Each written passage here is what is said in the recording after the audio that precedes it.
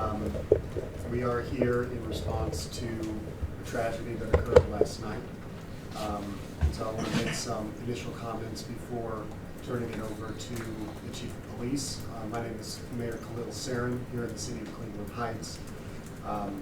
And last night, officers responding to a disturbance call on Yellowstone encountered an individual, and that encounter resulted in an officer-involved shooting. And in that shooting, the individual, it was a fatal shooting. And obviously, this is a tragedy no matter when it happens and no matter to whom. In this case, it was 18-year-old Christian Thomas, a Cleveland Heights kid who died in this incident. And I think I want to express my deepest sympathies and condolences to the family. I've had some brief conversation with them, and I've expressed those condolences to them as well. And they told me a little bit about their son, about Christian. Christian was a winner of a spelling bee, champion of the spelling bee when he was at Monticello Middle School, played sports, played instruments. And I just want to express to everybody watching that it is a tragedy that this occurred.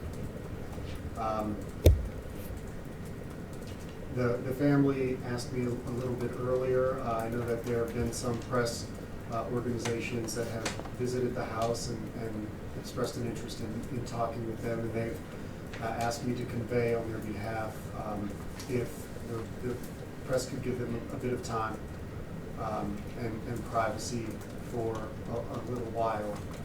And they did express that they would reach out to press organizations when they are ready to have more conversation publicly about this incident.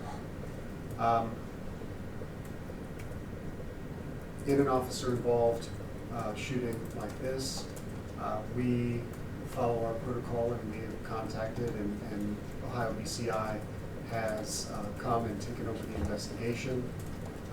So the investigation into these actions is out of our local hands and in the hands of the state now.